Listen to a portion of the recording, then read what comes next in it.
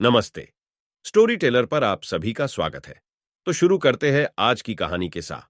गौतम और उनके शिष्य लगातार एक गांव से दूसरे गांव और एक शहर से दूसरे शहर जा रहे थे। वे जहां भी जाते थे उनके साथ कम से कम 2000 से 3000 भिक्षु होते थे। ये सभी वो लोग थे जो भीख मांगकर खाते थे।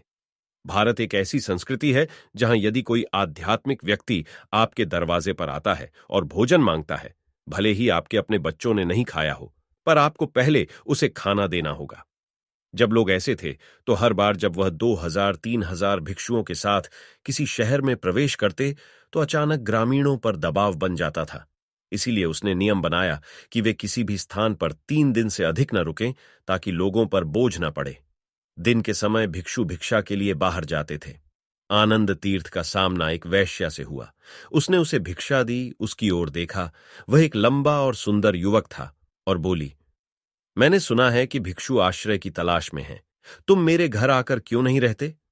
आनंद तीर्थ ने कहा, मुझे बुद्ध से पूछना चाहिए कि मुझे कहां रहना चाहिए। वह सचमुच चिढ़ने लगी। ओह, तुम अपने गुरु से पूछना चाहते हो? जाओ और उससे पूछो, देखते हैं वह क्या कहते हैं। आनंद गौतम के पास वापस गए और जो कुछ उन्होंने एकत्र किया था उसे उनके चरणों में रख दिया।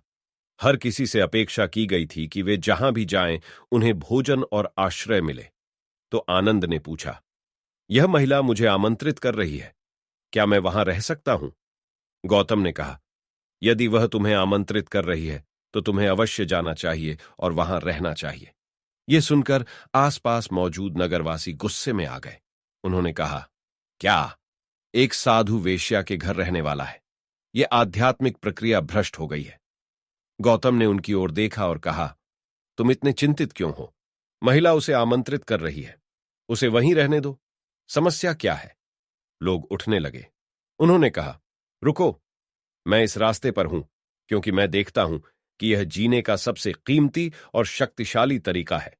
अब आप मुझसे कह रहे हैं कि उसके तरीके मुझसे अधिक शक्तिशाली हैं। अगर यह सच है तो मुझे जाकर उसके साथ जुड़ जाना चाहिए। एक सच्चे साधक के रूप में ऐसा ही होना चाहिए। यदि आपको कुछ इससे भी बेहतर मिलता है तो आपको उसे अपनाना चाहिए। लोग असमंजस में थे और निस्संदेह बहुत से लोग चले गए। आनंद उसके पास जाकर रहने लगा। बारिश की वजह से ठंड बढ़ गई।